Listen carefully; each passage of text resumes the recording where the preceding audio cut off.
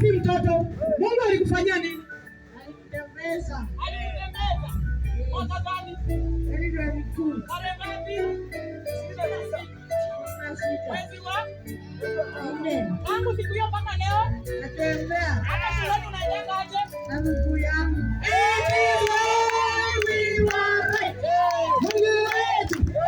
Mungu anapi. Ametembeza kiwete. Na sasa kiwete anatembea.